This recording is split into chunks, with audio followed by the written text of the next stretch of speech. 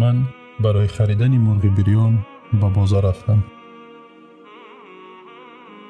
انتظار فرمایش خود در کنار ایستادم. ناگه مردی در تن لباس فقیرانه آمد. از صاحب طرفخانه که مرغ بریان نیز می‌فروخت پرسید: مرغ چند است؟ مرد به او گفت: از 40 سامانی تا 120 سامانی. مرد فقیر از نزد فروشنده کناری رفت. من دیدم که چگونه پول خود را حساب می‌کرد.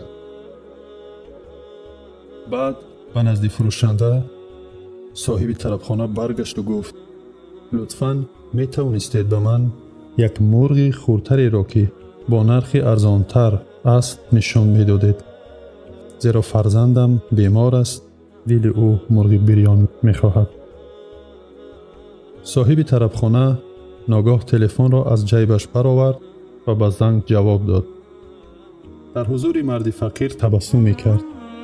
با خوشنودی سر خود را می جنبانید. زود زنگ را با این سخن تمام کرد: خدا را شکر پروردگارا برای این نعمتت. پس از خاموش کردن تلفن زود 2 مرغ کلان بریان را آورد و به مرد فقیر داد و گفت: این شیرینی است. خداوند به من 2 پسر دوگانک نصیب گردانید.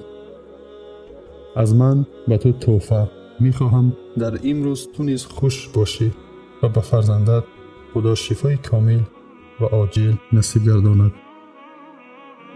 مرد تحفه را پذیرفت.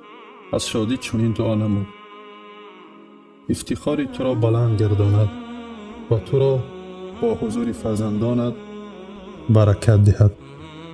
مرد رفت. من به نزد صاحب طرفخانه آمدم و به اختیار گفتم: تبریک، صاحب 2 پسر گشتید.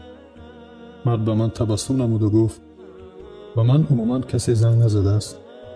من راه پیدا کردم که به این آدم کمک کنم، زیرا او نیاز دارد. می خواهد خواسته فرزندی بیمارش را اجرا کند. من این اصول را برای نگاه داشتن شأن و اعتبار او اجرا کردم تا احساس نکند که خیر بود.